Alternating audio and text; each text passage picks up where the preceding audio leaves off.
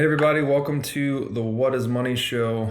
I am thrilled and honored today to be sitting down with a very special guest, Mr. Noam Chomsky, who is an emeritus professor at MIT and a professor at the University of Arizona. Noam, it's a great pleasure to have you here. And in honor of the namesake of the show, I'd like to start with a very general question and topic. What, in your view, is the proper definition of money? And how do you see the proper role of government in money? Well, money is an accepted means of exchange. It's nothing in itself. It's based on trust and willingness to agree to let this particular means of exchange be used in some community. There was a time when it was theoretically backed by some fixed commodity, usually gold. But that again is based on trust. Why should anybody care about that particular mineral? So it's a convention that says, let's accept this as the means of exchange. By now, most money is just something going on in the electronic media. It's not a medium at all. The role of government depends on what kind of society we have. If there's no general answer, there's a debate, has been a debate. If you look at the concrete cases, so let's take the last 45 years, roughly. As you recall, I'm sure, when Ronald Reagan's inaugural address, it answered this question. It said, government is the problem, not the solution. We have to reduce government to the minimum. His own administration acted in the opposite way. The share of government in GDP actually grew, but the distribution of the way government worked changed. The scale basically didn't change, but the functions did. And that was perfectly predictable from the framework that he was developing, that he was expounding, the so-called neoliberal framework, in which it's not government that grows or shrinks, but the role of government shrinks. What are government decisions? Are government decisions to develop a social democratic welfare state, say on the style of the New Deal, or is the role of government to support private power and extreme wealth? Essentially what it amounted to. What's called neoliberalism has a definition, but if you look at it in practice, it's just class war. And that was pretty obvious from the start. The economic guru of the Reagan administration, Milton Friedman, was very clear and plain about it. When you follow Reagan's precepts, government is the problem, that doesn't make the decisions go away, just puts them in other hands. So instead of being in the hands of government, which is to some limited extent accountable to the population and responsive to popular pressures and demands, you shift from there to private, unaccountable power. And Milton Friedman explained exactly what its role is in a famous article. He pointed out that, speaking of corporations, which is the central component of the private system, he said that the role of a corporation is the sole single role of a corporation is to maximize profit for shareholders, and of course that means indirectly to managers and CEOs, stock options, and so on. That's the sole responsibility of corporations. It's a rather curious view when you think about it, because the right to incorporate is a gift from the public. The government provides, you want to a group of people want to incorporate, the government, that is the population, provides you with benefits like limited liability, others.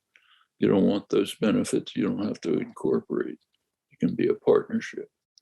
But if you take the gift, Milton Friedman says there's no responsibilities that come along with it. Just take the gift and run away with it. And from then on, your only responsibility is essentially greed. Well, that shifts the role of government, doesn't end it. It shifts it to sponsoring greed. That's essentially what it does. So if you look at the years that followed, that's exactly what happened. We moved from that point on into what some economists have called a bailout economy. The economy shifted substantially to from manufacturing, production to finance. A huge part of the economy now is finance, which not really doesn't contribute to the economy. It's just things, electronic things shifting around from one hand to another. During the previous period, so-called regimented capitalism of the 50s and the 60s, there was finance, of course, but on a much smaller scale. A bank was a place where if you have some extra money, you put it there, they lend it to somebody to start a business or send their kid to college or whatever it may be. There were essentially no financial crashes. The financial system was fundamentally serving the economy. That changed radically after Reagan. You started right away having financial crises and bailouts. And that's why it's called a bailout economy, not just for financial corporations, also for manufacturing corporations. So in 2009, President Obama virtually nationalized the auto industry and reconstituted it through government subsidy. So you have a system of a bailout, government subsidy, and so on to sustain the economy that was developed. The population loses badly. We even have some measures of that.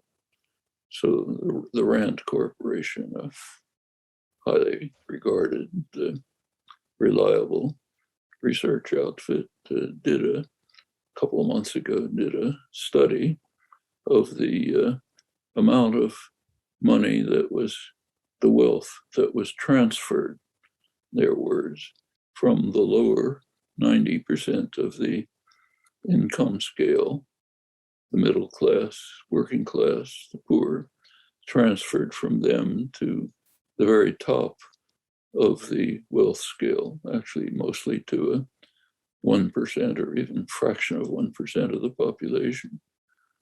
Their estimate is close to $50 trillion over 40 years. That's a not trivial sum. And the top 1% of the population, their income share changed from 10% to 20%, which is a spectacular amount for 1% of the population. The tax system was revised so as to benefit the extreme wealth. I think last year, under Trump, was the first time in over a century that billionaires paid a lower tax rate than, say, steel workers. It's all government policy. I mean, these things don't happen by laws of nature. Reagan also essentially opened the spigots to all sorts of shenanigans that were illegal before, like tax havens, shell companies. Many devices were developed to allow corporations, businesses to avoid any responsibility to the public and simply enrich themselves. The Pandora Papers that are coming out now give you some indication of that. Or take, say, the world's largest corporation, Apple. I think it was today they came out with their profits for last year, some astronomical sum, I've forgotten the number. They don't have to bother paying taxes. They set themselves up in Ireland and where there's low tax rates and figure out ways not to pay the taxes there. They actually by now don't even make their money in manufacturing. They've shifted under Tom Cook, they've shifted policy from production. I mean, they still produce, but they shifted the emphasis from production to finance and rent. Rent means you make money off the patents that you have. You manufacture in China, they pay you for what are called the intellectual property rights. It was instituted under Clinton, the World Trade Organization rules, which are radically anti-free market. They're called free markets, called free trade. It's radically anti-free trade. Very extensive in a patent regime which never existed in the past. Not only product patents, but process patents for long periods. And this is a fantastic interference with free trade, but very good for the corporate sector, increasingly monopolized. So you have a system where, so take Apple again, turns out that you make a lot more money by financial speculation than by improving your computers. So in fact, the computers, they may add some bells and whistles, but essentially they don't improve the computers to be more workable. But they do make a lot of money in rent and in financial speculation. It's a new kind of, different kind of economy. And these are all policy decisions. They were explicit, they were pretty clear at the beginning of the Reagan administration. They've been pretty much followed by his successors.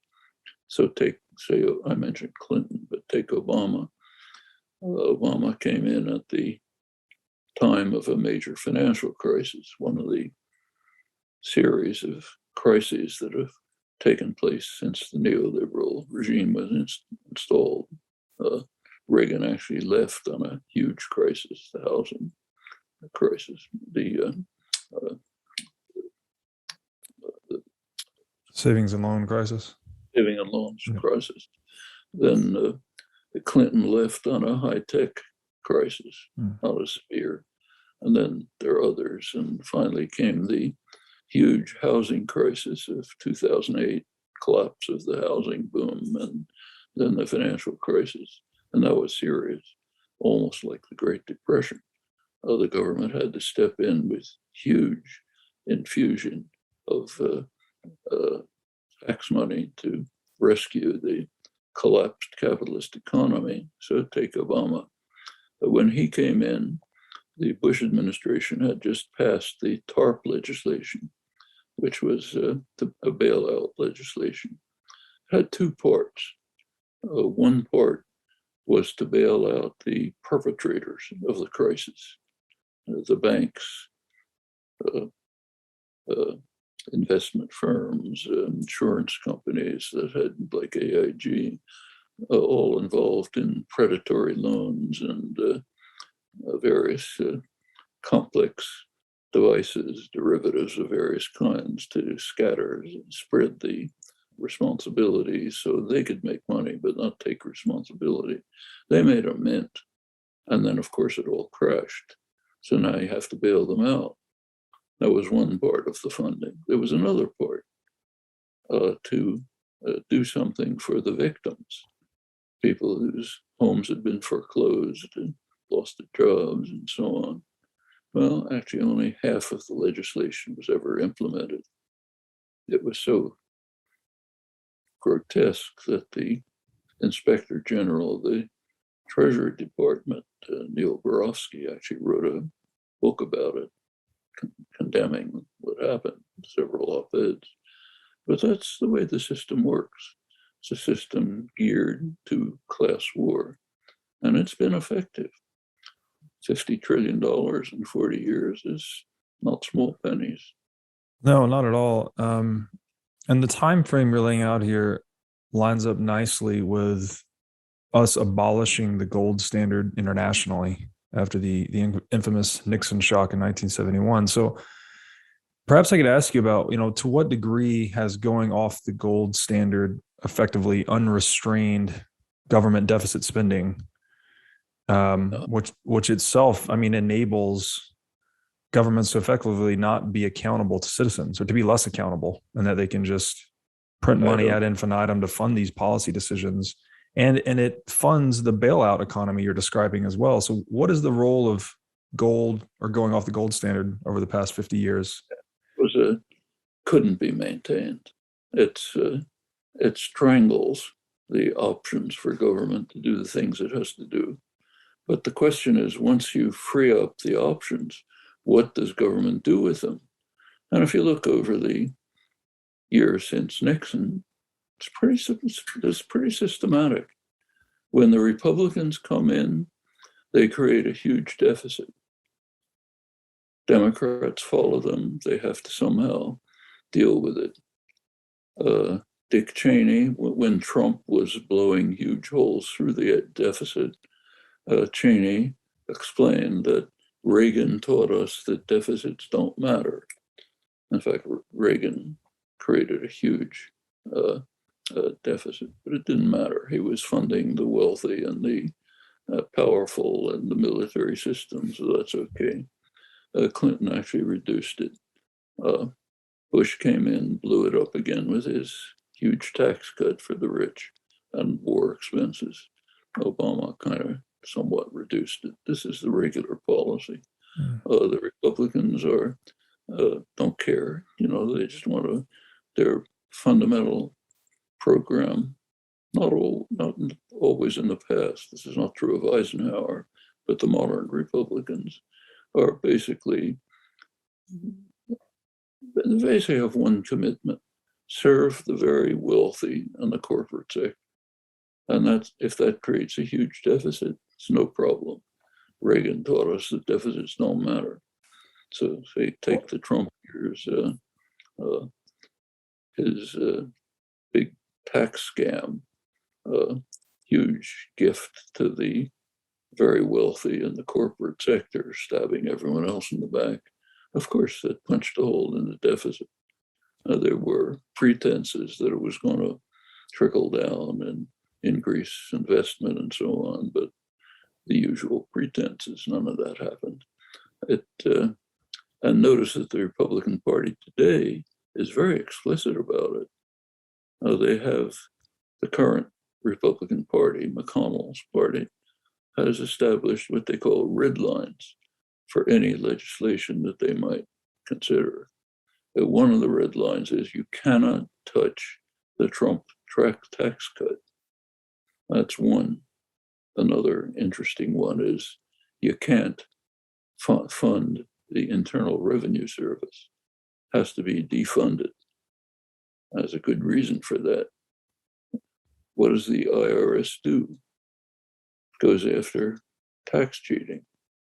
The guy who hands in his 1040 doesn't cheat on taxes. There's massive tax cheating, but among the very wealthy. So therefore, we can't touch that. You got to cut that out. And it's very similar to the laws that the business community is managing to push through one of its major lobbies, the ALEC, the American Legislative Exchange Council. The major business lobbies works at the state level to write legislation. And if you take a look at the legislation, it's very instructive. So, for example, there's a good deal of wage theft in the United States. Businesses just don't pay the wages or don't pay overtime and so on. So one of Alex's major legislative programs, which they've managed to pass through lots of states, is that you can't punish wage theft and you can't even investigate it. That's like defunding the IRS. Defunding the IRS, of course, is far greater in the scale of the robbery that it permits. But it's very open and blatant. There's nothing hidden about it. Of course, the rhetoric is we're the working class party, we care about people and so on, but you never pay attention to rhetoric. You look at policy. So getting off the gold standard is a necessary thing to allow the society to function properly. But then the question is, what do you do with it? Do you establish, take, say, social justice issues? It's worth mentioning that though the United States is, by reasonable measures, the richest country in the world, has extraordinary advantages that no one else has. On social justice measures, it's a serious laggard, way behind other countries. Take something as essential as healthcare. I mean, just about every country has some form of universal healthcare. The US pays about almost twice as much per capita as other OECD countries in healthcare and has some of the worst outcomes. If you've ever had to deal with the healthcare system, you know why. You go into the emergency room. First of all, you spend half an hour trying to figure out what your insurance is and are they going to cover it. And then it turns out there's some small print you didn't notice, which means they won't cover it. And, in fact, a lot of the bankruptcies in the United States are just people who can't pay for healthcare. It's actually, the United States has a universal healthcare system. It's called emergency rooms. If you can get yourself to an emergency room somehow, they'll take care of you, often very good care. It's the most expensive, cruelest form of universal health care imaginable. And that's true on other measures too. I mean, take something as simple as maternal leave, support for a mother after a baby's born. It's virtually universal.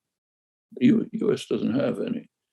And it's joined by a few Pacific islands, literally. And this goes across the board. In fact, there are regular studies of it. There's an international social justice measure that's done, I think it's under UN auspices, which they just came out with a report not long ago for the last 10 years, last decade, 163 countries. All of them had some degree of improvement in social welfare measures, except for three that declined: Hungary, Brazil, United States, which declined most. It's mostly the Trump years. It's and that's class war. It's not the issue. Isn't the gold standard? It's what you do with the opportunities to fund things. Can I ask? May I ask you, what options specifically were unavailable to government on a gold standard that were subsequently made available by going off of it that are socially necessary? Well, the New Deal, for example, the government had to basically drop those restrictions to get the country out of the Depression, and it did. Actually, it wasn't so much the New Deal that got the country out of the Depression. Of course, it did.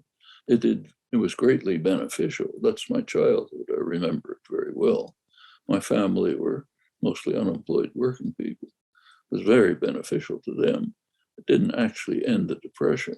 Depression was ended by huge government expenditures, breaking all the rules in the Second World War, which was very beneficial to the economy. Nobody worried about the gold standard. You spent what you needed. Manufacturing practically quadrupled. huge technological developments laid the basis for post-war prosperity. And in fact, if you use government funding, there of course are ultimately some limits, but if you are printing your own currency, you can basically do it without severe limits unless you run into extreme inflationary pressures.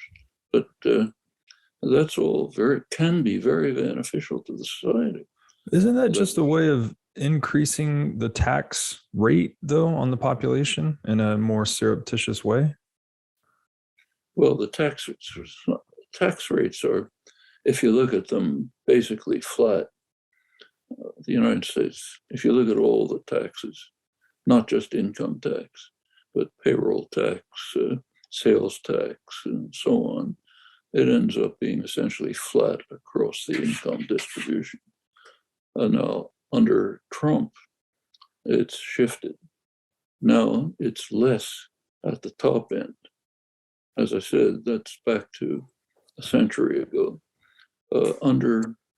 During the neoliberal period, last 40, 50 years, 45 years, the taxes have been shifted.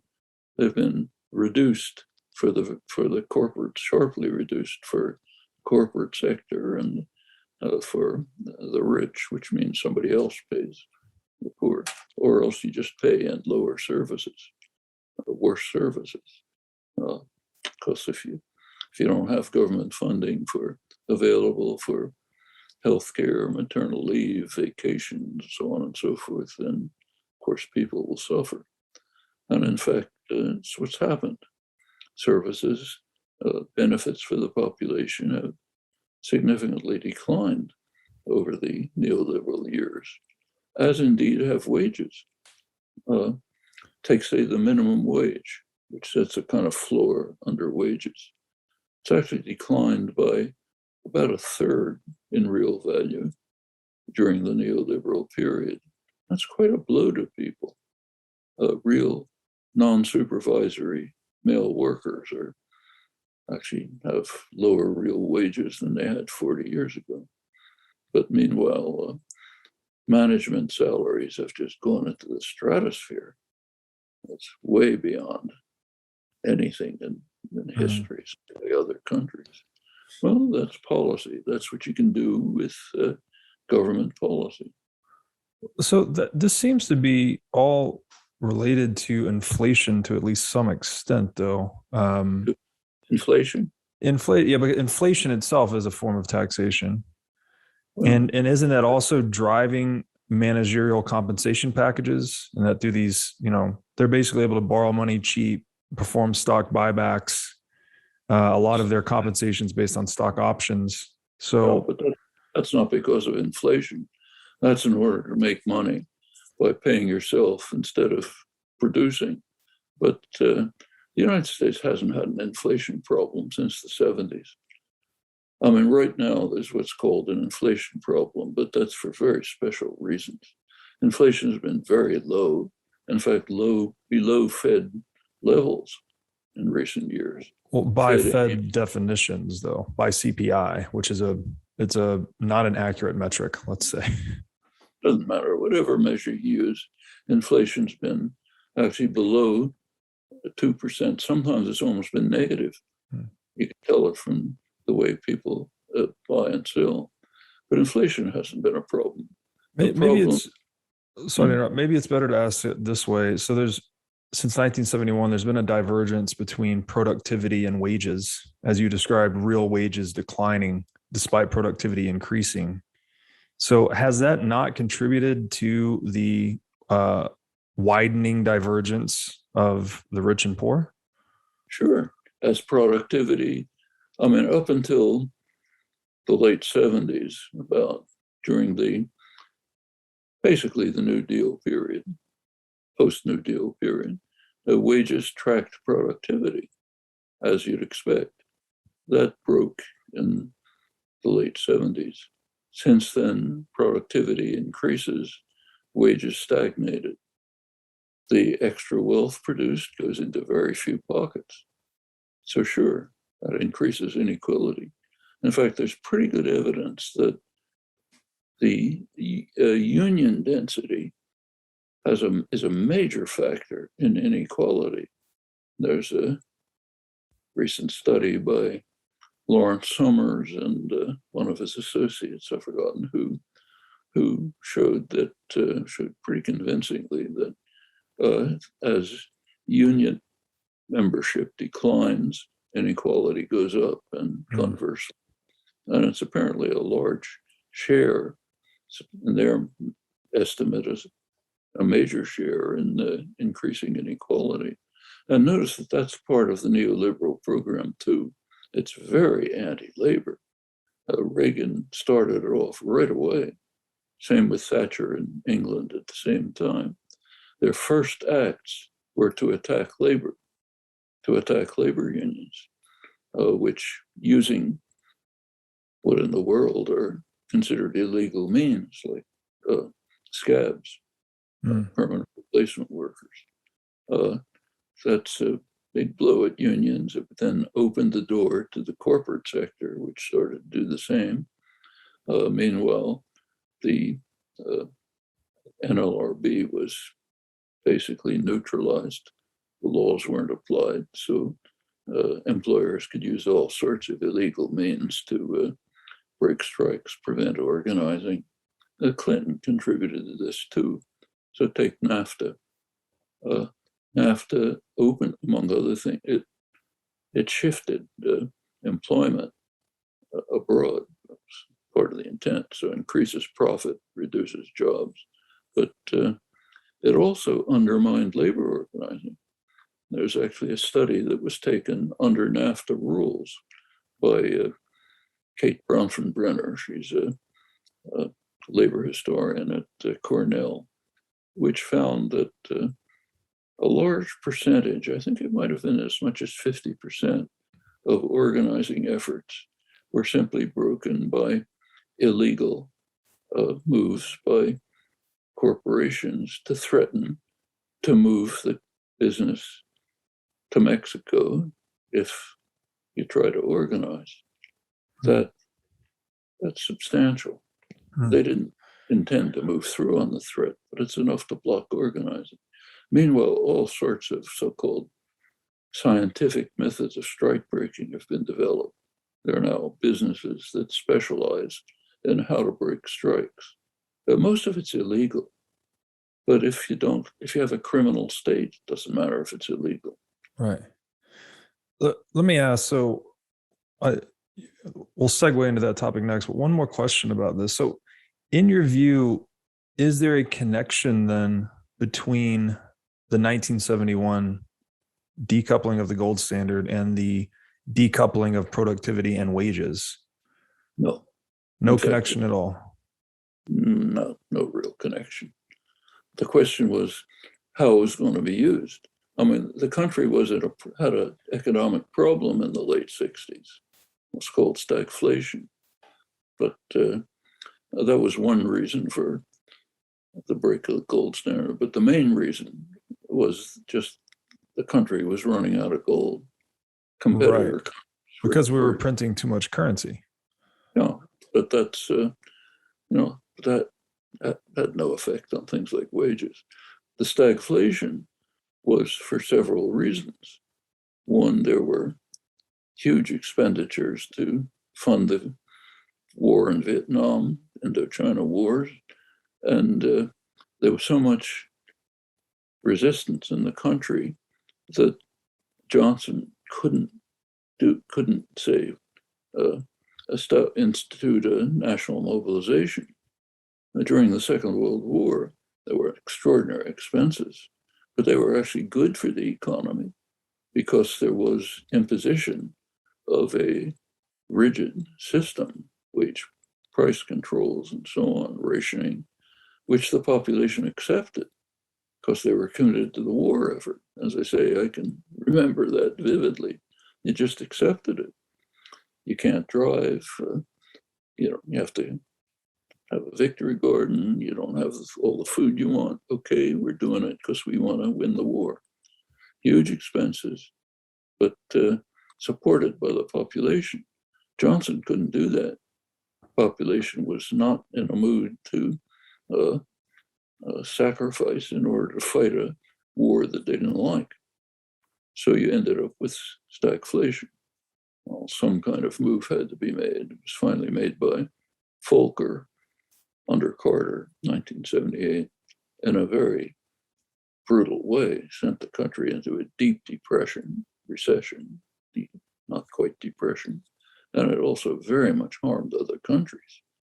The third world countries that had been induced by the World Bank to take huge loans, like Mexico, their economies crashed when US interest rates went up. Their interest rates were keyed to US interest rates. So when US interest rates went up, they couldn't pay the debts and they went into steep decline. So it had a big effect all over the world, including in the United States. But I think this is not the reason for the decline in wages. That's policy. Okay, so you've mentioned that limited liability for a corporate entity is a problem, right? It's not a problem. It's not a problem. Oh, it's a gift. But there's a cost, right? Who's bearing the cost of that limited liability? Well, there's a cost, but again, it depends how it's used.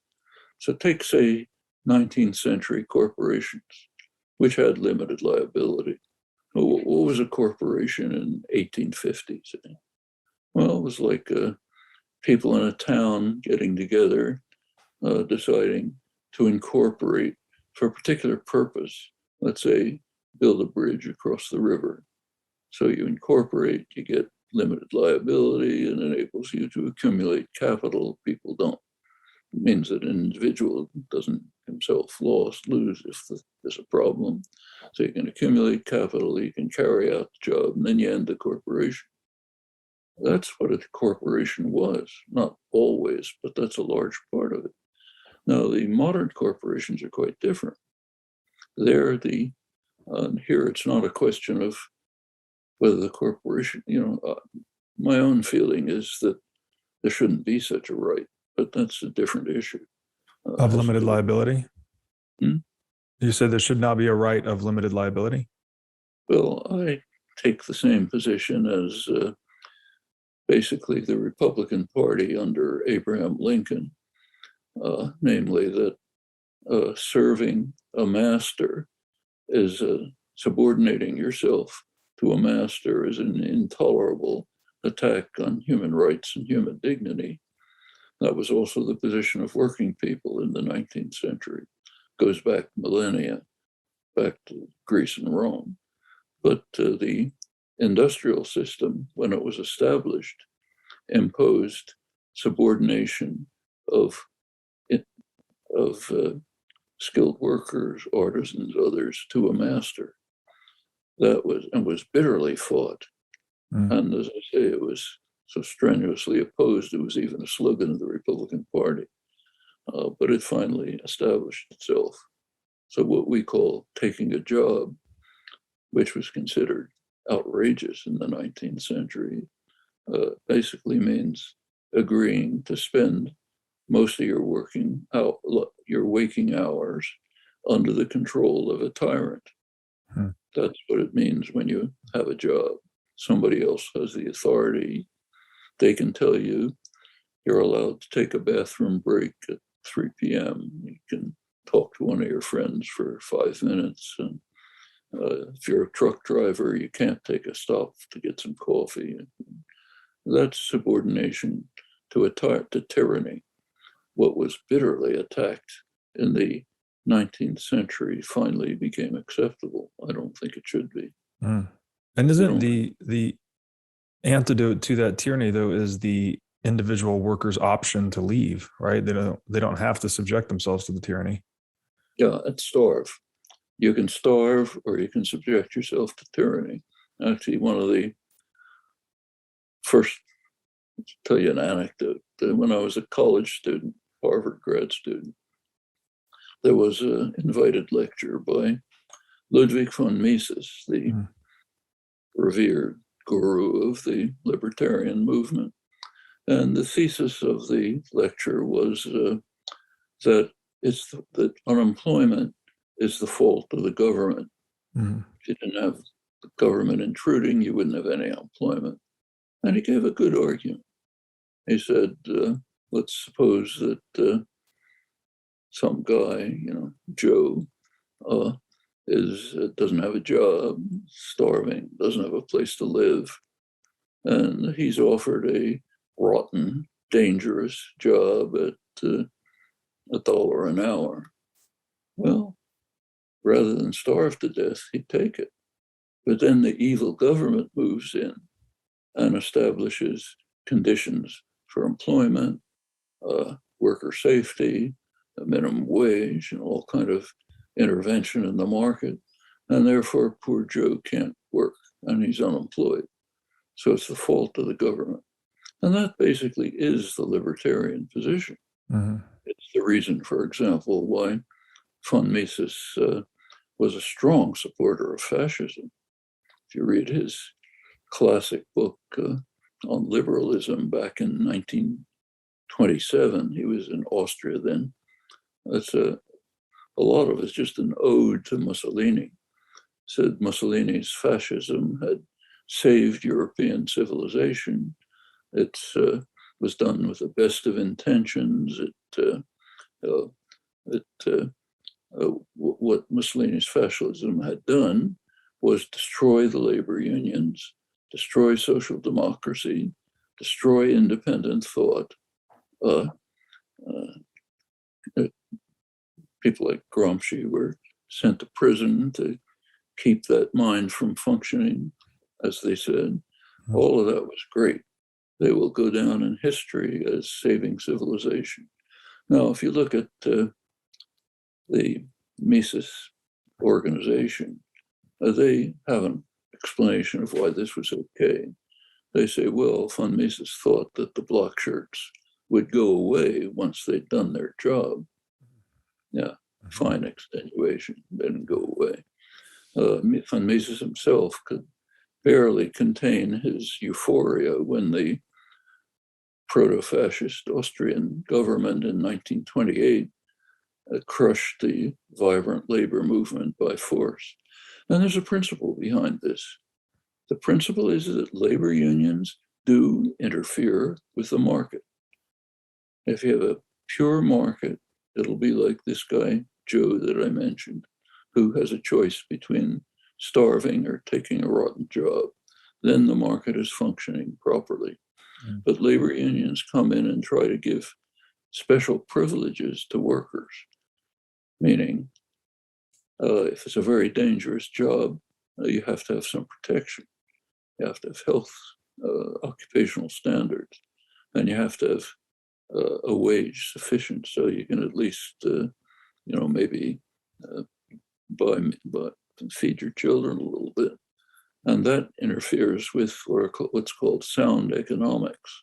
Mm-hmm. Sound economics means just let market principles function, which now when you get to the neoliberal period, they did sort of accept the libertarian doctrines, Friedman, others, but with plenty of qualifications. So the government is sitting back there to make sure you don't get into trouble. If you run into trouble, the friendly taxpayer comes in and bails you out. That's not called an interference with sound economics. Right. Only if labor unions try to raise wages, that's an interference.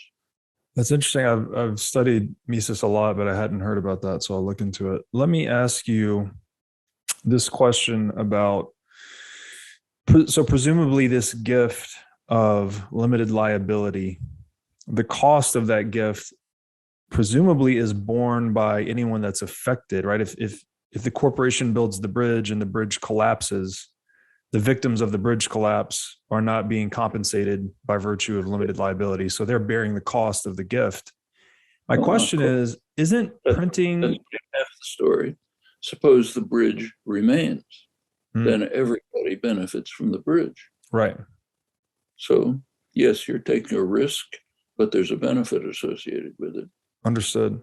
My question would be, isn't printing currency or a monopoly on currency production, let's say, effectively a form of limited liability for government? Because they can now spend and incur debts at their leisure and discretion, and then externalize the cost of that spending and debt accumulation via inflation.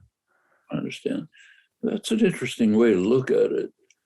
The presupposition of your question is that the government is some alien entity, like somebody from Mars, which is coming in and doing things to us.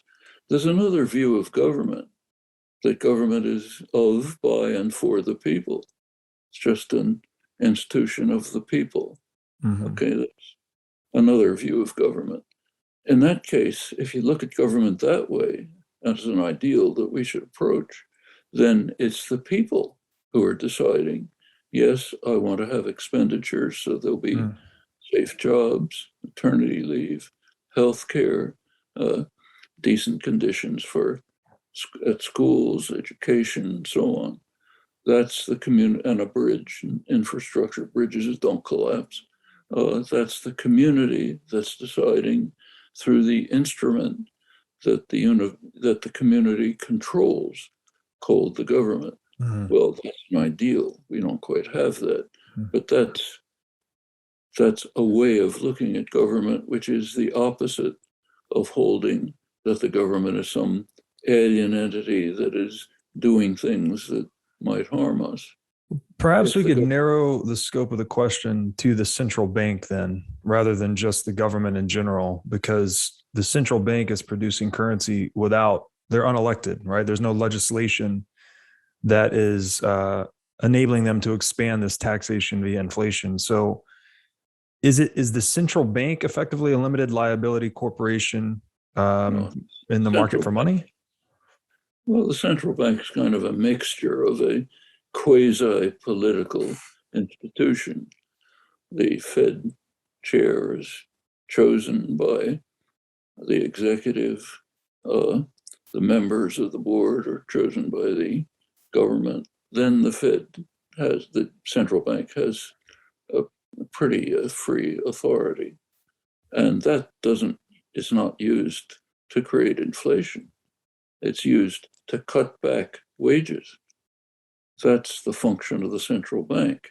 If inflation goes beyond 2%, you raise rates, which cuts employment. That's the main function of the central bank. Let's cut employment, harm workers, so that the economy continues to function.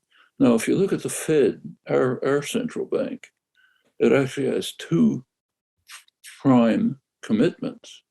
One of them is to keep inflation from going too high. The other is to foster full employment. Mm-hmm.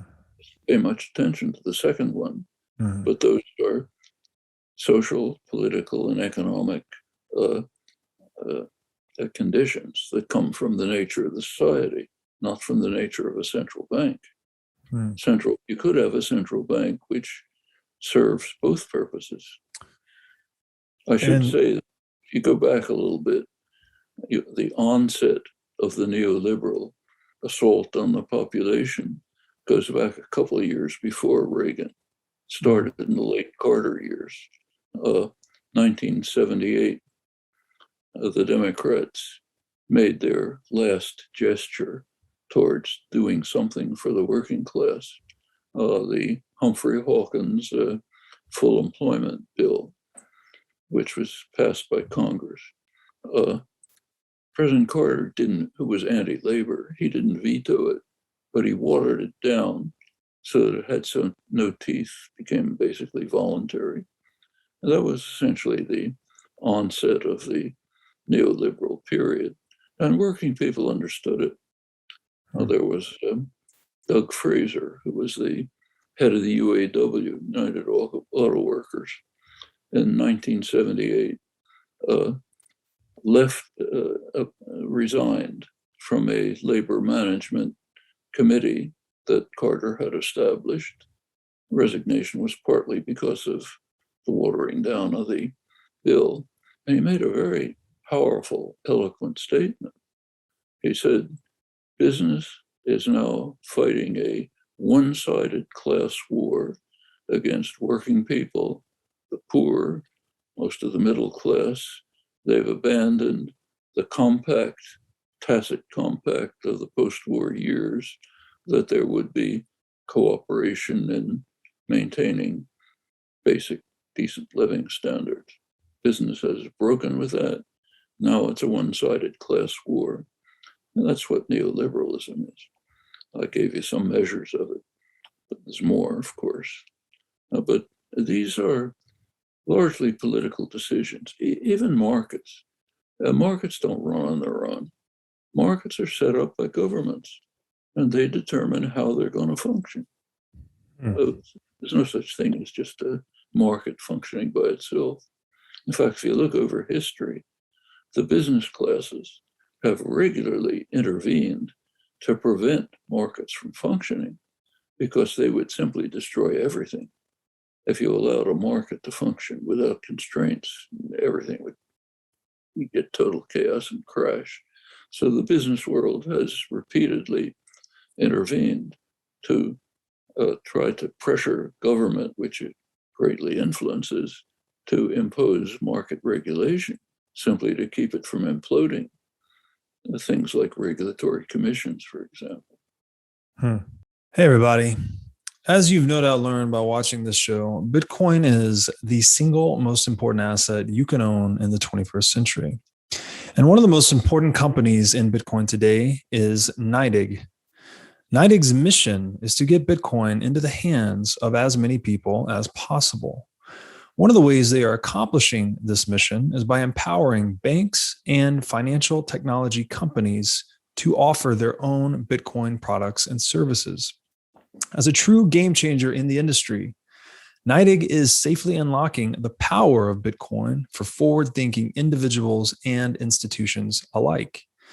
Led by Robbie Gutman, Yin Zhao, and Ross Stevens, NYDIG has absolutely exploded onto the Bitcoin scene recently and has quickly become a leader in this space. So, whether you are a professional investor looking for asset management services, or a company looking to white label your own Bitcoin product or service, consider NYDIG your single source solution for everything Bitcoin. So let me ask you then, what is the proper role of coercion in civilized society? I mean, my understanding of government is really to just, at least in Western civilization, to preserve life, liberty, and property. Is there anything beyond the scope of that? Life, liberty, and pursuit of happiness is the phrase that was used by Thomas Jefferson. Protect property was James Madison.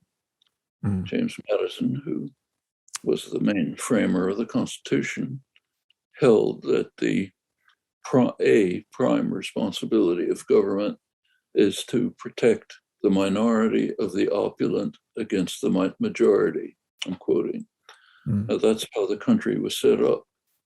If you look at the constitutional system, the Madisonian system, the main power was in the Senate. In those days, the executive was kind of an administrator, and the House was, of course, scattered. The Senate was the major power center. And Madison was very clear about this. He said, yes, the Senate must be the dominant institution, and it has to be protected from the public. So it was unelected. Till 1912, Senate was unelected. It's basically picked by elites. Now, furthermore, senators get long terms, 6 years, so they're not subject to public pressure, and they're not distributed by population, so 2 per state, and the Senate, as Madison put it, should be the wealth of the nation, his phrase. People who understand the right and sympathize with the rights of property owners. That's the Constitution. You take a look at this is well understood. You look at the scholarly literature, there's very good scholarly literature on this. The gold standard in scholarship now, rightly, is a very important work by Harvard Law professor Michael Klarman, It's the main book on the Constitution, forming the Constitution. Very interesting book. The title of the book is The Framers' Coup, C-O-U-P, The Framers' Coup, their coup against democracy.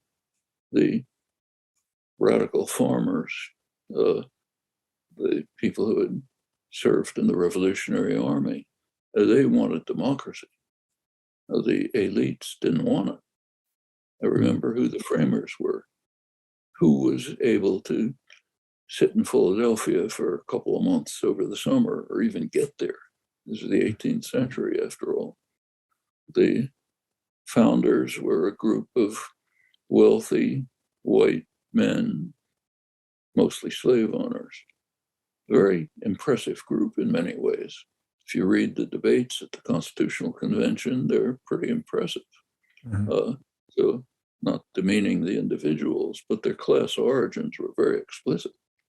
So it's understandable that the Constitution was set up as a coup by the wealthy against democracy, which was regarded as a serious danger. You didn't want to have the public, what Alexander Hamilton called the great beast. They can only cause trouble. And that goes on in democratic theory right into the 20th century. I could give you details, but it's basically what's called liberal democratic theory. Liberal democratic theory, I'm not talking about the harsher parts. It basically holds that the public, I'll quote Walter Lippmann, leading liberal intellectual of the 20th century, public intellectual. He's a Wilson, Roosevelt, Kennedy liberal. He wrote a lot about formation of government.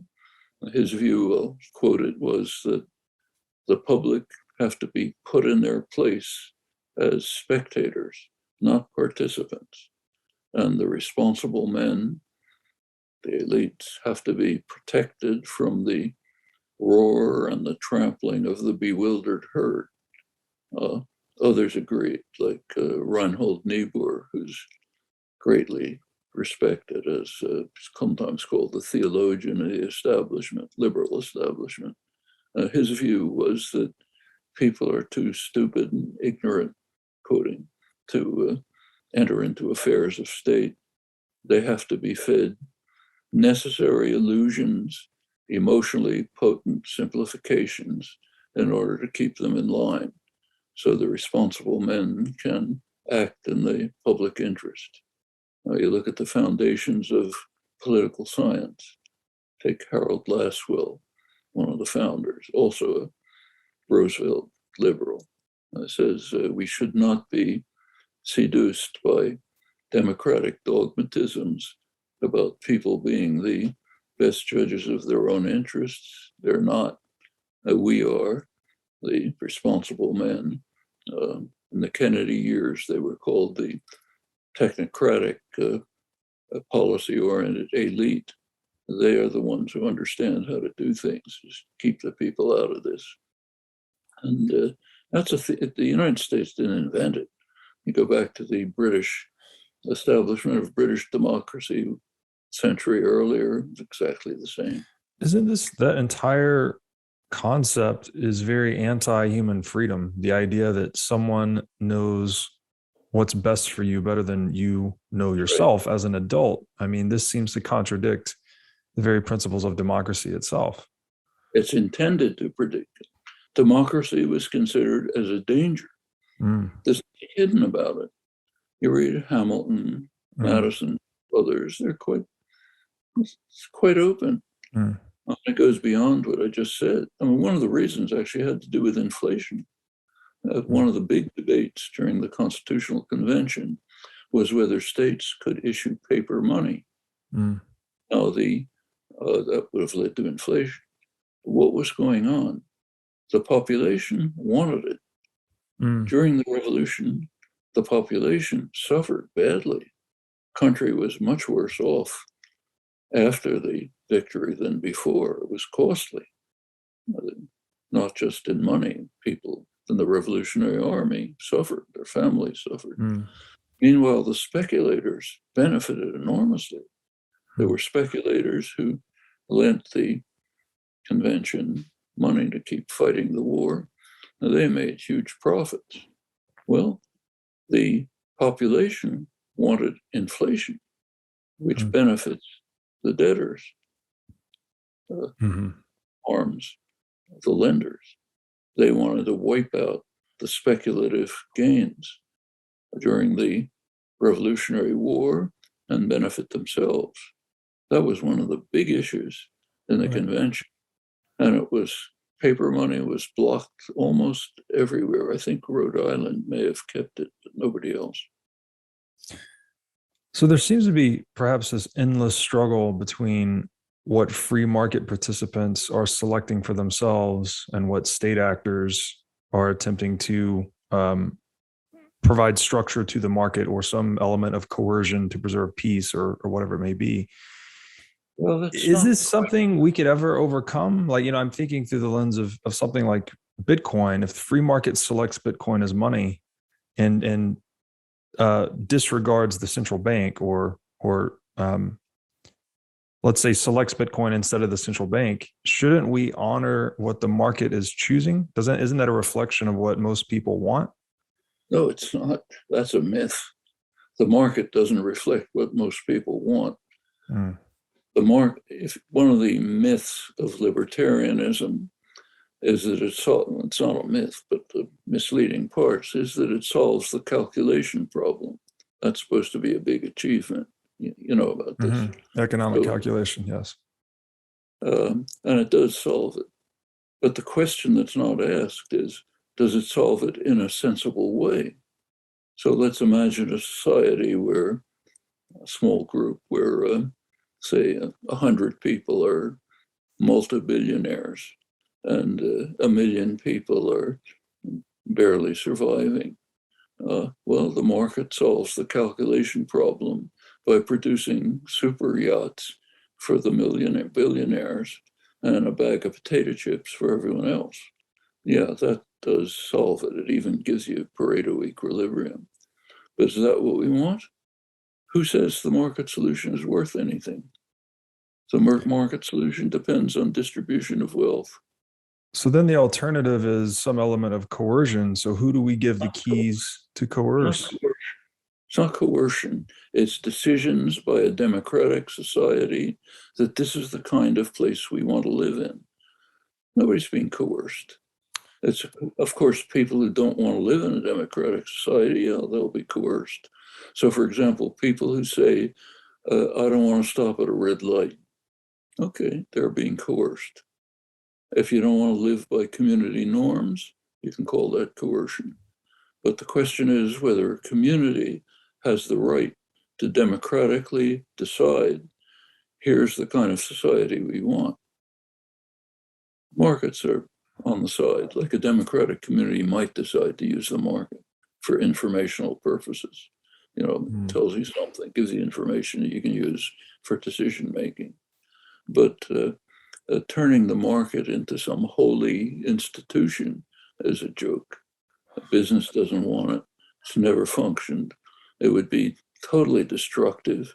Society couldn't survive if the market was instituted. In fact, we see that very obviously right now. I mean, suppose that the market worked for energy production. We'd all be dead. We'd all be living off fossil fuels as long as they exist, and pretty soon life on Earth would be over. Pretty soon, in fact. The market is totally destructive. Doesn't pay any attention to people's needs and rights. In fact, we're facing that right now with the so-called external, the externalization of costs that is inherent in markets. I mean, there's all kind of claims you could price it in, but that's ridiculous. When you start to price it in, it becomes a bureaucracy so complex that you can't even imagine it. Well, my understanding is as costs are externalized, it would again be the integrity of private property rights that would price in that externalization. So if you're dumping pollution in my river, I could sue you or I could take some legal recourse against you. And that would How? impute the cost of that externalization. So if ExxonMobil is heating up the atmosphere and destroying, killing your children, you can take ExxonMobil to court. Good luck. Right. It's a joke. Yeah, I would presume it would be class action at that point if it's Class something action. global. Yeah. First of all, class action is extremely difficult to organize, and it's now being barred by the reactionary Supreme Court. These are all jokes. You can teach that in a seminar if you like. It has nothing to do with life. I mean, just look at, and first of all, look at property. Where'd property come from? You go back, property comes originally from enclosures, violent enclosures, which took away the commons that were commonly available to people, forcefully expelled people from them, handed them over to private ownership, goes down in the generations. Properties, or take something right in front of our eyes. Take the vaccine. Let's take Moderna, for example. They created a vaccine. A couple of executives are now super billionaires. Where'd that come from? Well, it came from decades of research, investigation, paid for by the public at research universities, government laboratories, developing the basis for what became the mRNA technology. Moderna was a small struggling company. They picked up these gifts, huge gifts from the public, picked them up, turned them into something marketable. Then, because of the radical anti-free trade agreements, they get a monopoly pricing right on it for a huge period, not only the product right, but even the process right, which means that billions of people in the third world can't produce it, even though they have institutions that could, because of our radical anti-free trade principles of libertarians in the United States, which impose these rules, okay? And therefore they can become billionaires. Well, and it's good for us. Like I had a Moderna vaccine, I'm glad I had it, but it's deprived, other people are deprived. That's the way a quasi-market with massive government intervention works. So let me ask you one last question here. Do you still identify then as an anarcho-syndicalist? Yeah. So what is the proper role of market and state in that worldview? Well, if you look at the literature, they're anti-state, but that means anti a particular kind of state, a state which is an instrument of class rule. If you had a society in which, say, institutions were democratically controlled, say an enterprise that's producing something would be controlled by the participants democratically. They would run it. They would pick representatives who could do special things, recallable if they don't like what they're doing, and so on. And same with communities, democratically controlled, associations among them, free associations on to higher levels, maybe internationally. If you could have a society like that, these questions wouldn't arise. It would be the community would decide freely and democratically in cooperation with others, with concern for the needs of others, not just greed for myself, not Ayn Rand, not Milton Friedman, but concern for the needs and just rights of others. In a society that worked like that, you would have, of course, coercion, meaning, say, if somebody insists, I want to drive through a red light, community would have the right to prevent them. Actually, that's a very live issue right now.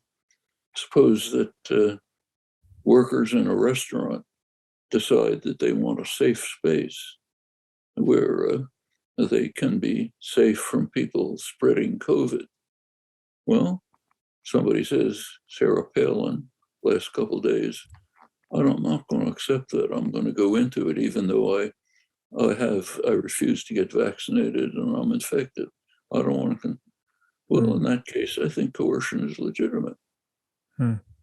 Just like somebody wants to drive through red lights. But those are ways in which communities can create viable, healthy, functioning communities working for the good of the general public.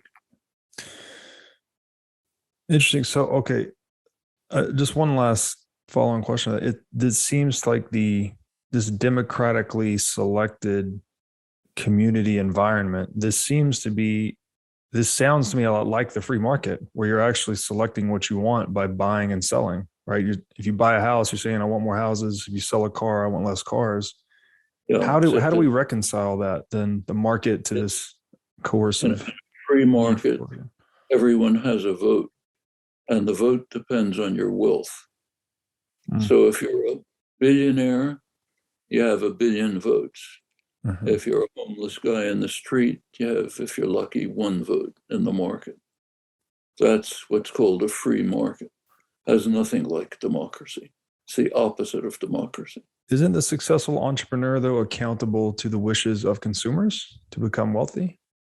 Take successful entrepreneurs like the Moderna billionaires, or like Bill Gates, or like, take Bill Gates. I think he would frankly tell you what happened. Take you probably have a laptop computer, maybe Apple, Windows, whatever it is. Where'd that come from? Same as the vaccines. Decades of research, risky, inventive, creative research in the public sector, paid for by the public, research universities, like the one where I spent almost my whole life, MIT, back in the 50s, 60s. I was part of that, people working, developing the basis of what became finally computers, all publicly funded, almost all publicly funded, few exceptions. After many years, it became possible for Steve Jobs, he was the first one, to figure out how to turn this into something marketable. I think it was 1997, I think, when they were able to make a marketable computer. He made a contribution, no doubt. The first Apple computers were a contribution, small contribution. The major contribution had already been made by the public. They don't get the profit. The system as it works is basically public subsidy, private profit. That's property rights. Then come along the so-called free trade agreements, which are radically anti-free trade, and they add on monopoly pricing rights and monopoly control. That's what we call the free market. So the public then is subsidizing the research and development on the computer, as you described, through coercion, right? They're paying via inflation or taxation, is funding these public subsidies that then Steve Jobs makes marketable. It wasn't an inflationary period, the 50s and 60s. I'm sorry, I'm just referring to taxation and inflation. When I say inflation, I mean just expansion of the currency supply. They're both means of government revenue. It's taxation. Yes. Actually, very regressive taxation, because even with the progressive income tax, taxation tends to be pretty flat. Yeah. But we do have a regressive taxation system which funds the basic work that creates the advanced society, the future. It's pretty well, in other countries, they call it industrial policy. We're not allowed to use that phrase because we have a ideology which claims that we're all in favor of free markets, which is a joke. But it's industrial policy. It's just done. In fact, it's interesting to see the way it was done. Go back to the 50s and the 60s, it was mostly done through the Pentagon. the Pentagon is the one institution in the society that Congress doesn't question. Pentagon says we need more money, they get it. So the way to develop the high-tech society was to fund it through the Pentagon. Actually, I was working in these places. The lab where I worked, Research Lab of Electronics at MIT, was 100% funded by the Pentagon. They didn't pay any attention to what you were doing. It was perfectly free. They understood perfectly well you're just doing research, development, it's a job. Didn't have to ask grant requests. Nobody came around to see what you were doing. This was so extreme that by the late 60s, Congress began to take notice. In, I think, 1969, it must have been, there was Mike Mansfield, Senator Mansfield, passed legislation, the Mansfield Amendment, which said that anything funded by the DoD has to have a definite military purpose. Before that, it didn't. Now, of course, the military used it. They use everything. Whatever you're doing, the military will use it. Mm-hmm. But it was the work itself had no really specific military purpose, marginally. But the 69 amendment, at least officially, changed that. I think the main change, if anybody researched it, it's my experience, would be that what it basically changed is the way people wrote research grants. So instead of saying, here's what I want to do, fund me, they said, here's what I want to do. Here's some way maybe you could fancifully imagine using it for the military. Then here's what I want to do. Interesting. Well, Noam, I want to be respectful of your time. Thank you so much for coming on. Again, great debt of gratitude to you and your work, being an intellectual pioneer and rebel in the world. So thank you. Thank you. Could you please, if my audience wants to find out more about you or your work, where should they go? It's a lot of books, a lot of stuff that comes out regularly. I have regular pieces that come out and websites like Truth Out, for example, every couple of weeks, other places, lots of talks, whole dozens of books. They keep coming out. Mostly small publishers, marginal publishers. Big publishers don't want them, but they're there. Look up Amazon, you can find them all. Wonderful. Well, thank you again, Noam. It's been a pleasure to speak with you.